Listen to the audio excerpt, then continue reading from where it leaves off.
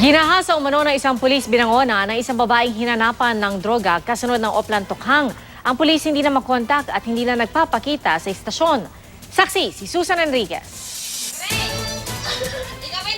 Nagwawala ang 24 anyos na babaeng ito matapos gahasain umano ng isang pulis binangonan kasunod ng Oplan Tokhang operation. Base sa isinampan niyang reklamong rape, pinainom daw siya ng alak ni PO2 Rodel Payas at pinagbantaan pa kaya nagawa ang krimen. Tinakot pa po nila ako na babarilin daw po ako tapos idadamay daw po yung pamilya ko. Inireklamo naman ng slight physical injury ang kasamahan ni Payas na si PO2 Melanie Domingo. Kasi po naiinis na po siya sa akin. Kaya niya po inano yung ano ko. Sabi niya po sa akin, bago niya po gawin yun sa akin, sabi niya po sa akin, sarap ko daw sa pakin.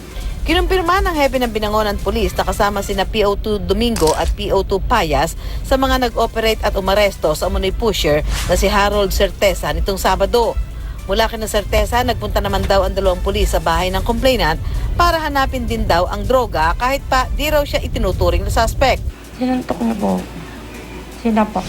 Naiinis po sa akin kasi nagtatanong po sila sa akin.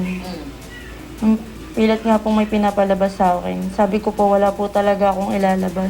Sabi ng pulisya, karelasyon si Certeza ng complainant pero itinanggi niya ito.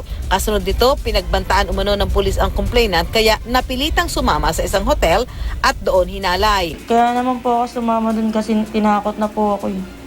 Sa kotse pa lang po, yung babarilin daw po ako. Sabi ng binangonan pulis, itinanggi na raw ni Domingo at Payas ang mga paratang. Handa raw ang dalawa na harapin ang kaso. Kahapon pa sila hindi nagpapakita sa kanilang istasyon at hindi na rin makontak sa kanilang mga cellphone.